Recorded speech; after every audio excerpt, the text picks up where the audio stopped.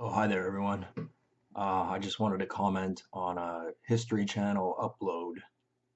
It was a clip from Pawn Stars season 15. I haven't watched too much Pawn Stars on TV lately. I used to watch it a bit more often a couple of years ago. I subscribed to the channel and click the little bell to get notifications. Anyway, this video shows up, right? And the guys are getting a katana back from Japan, and it was restored, and they wanted like 40,000 for it. They ended up selling it for 30, and they had another katana, and they could trace these back to the 1600s, and they belong to like warlords basically. And those are cool items, and they're definitely authentic. There's no doubt about that. They wouldn't make a mistake with that kind of money.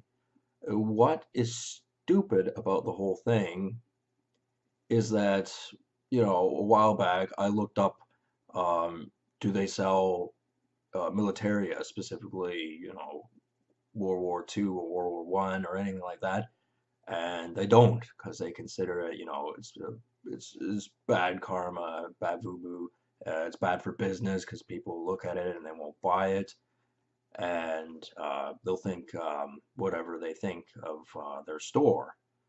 And where it gets stupid is that that's called disassociation, in the sense that that katana from the 1600s, yeah, right, it wasn't a bread slicer.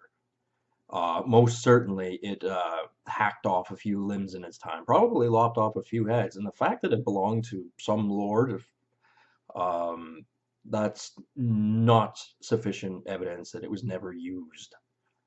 In fact, more than likely, it would have been a ceremonial thing that they would have done. I don't know if that's tradition in Japan or not, but lopping off heads is. So I honestly do not believe that sword has never seen action. But the fact that they would have it, it's on the show. It shows how stupid people are. It's like, okay, I could see if you're not into anything with, haunted memories with it, or it's, from a dark corner or whatever. But it isn't right to disassociate one set of things with and not do it with another. That's called a double standard. And if they don't want to sell military, that's fine. But I don't think it's right that Japanese military, because that's what it is. It's a katana sword. Uh, it's not a toaster. It's not a plunger. It's a katana sword. It was meant to lop off limbs. Uh, Given that it came from a lord, it probably didn't lop off that many, and we'll never really know. But uh, to say you're not going to sell one set of stuff because of that reason, and I'm a little bit more interested to learn about World War stuff, actually. I couldn't care less about Japanese military. To me, it's just junk. I'd never even considered paying $30,000 for a sword. Even if I was worth $20 million, I wouldn't, just because I wouldn't want it. I mean, if I'd have been, you know, uh, fighting the Japanese, island hopping and things like that, sure, I would have stepped on top of one that was dead and taken his sword, but that's different. As far as this is actually a thing I want, no, I'm not paying $30,000 for their stuff. I don't think their stuff is any good. I mean, they obviously don't have that opinion. They think that it's a historical artifact and it's ooh. Yeah, you go on ahead and think that. I'm not buying Japanese stuff.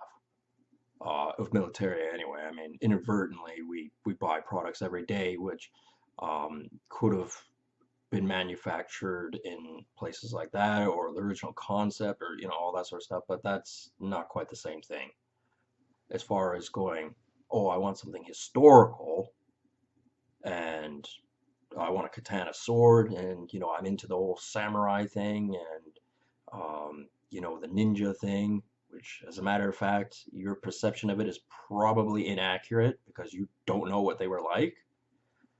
There's the Hollywood version, the television version of what they were really like. A lot of people say that Japanese people and warlords were respectable, dignified, highly disciplined people. Not really. They were kind of savages, if you want to know the truth, in pajamas. That's the truth, and I just think that's a complete load of bullshit.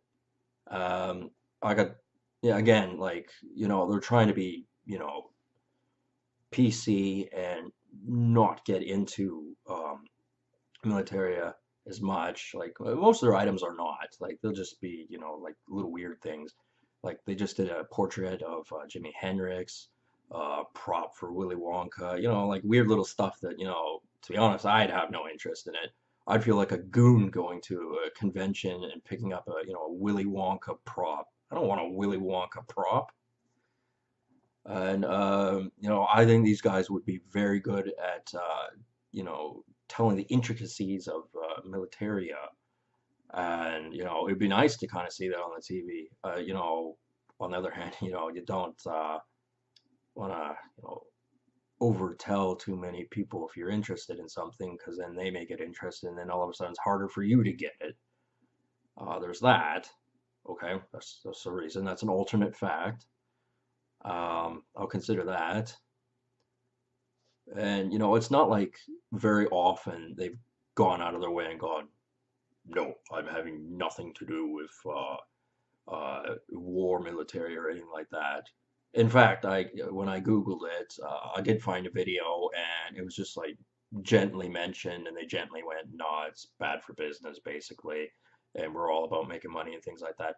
But I guess the main issue I have here is that your average person will look at a katana and it doesn't click in with them to think of Imperial Japan and the bloody history of Japan as a country.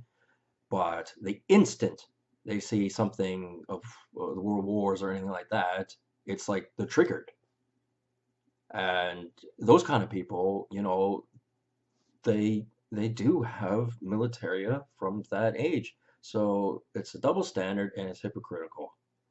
And I happen to disagree with it, and don't think that there isn't stuff from the World Wars that isn't worth 30, 40, 50, maybe even $100,000, maybe even more, that survived. And yeah, it's just like it was a time where things were happening. It's all part of history. I like collecting militaria because it's interesting, and I want to preserve a little bit of history anyway. Um, I have my reasons, and I think they're perfectly legit.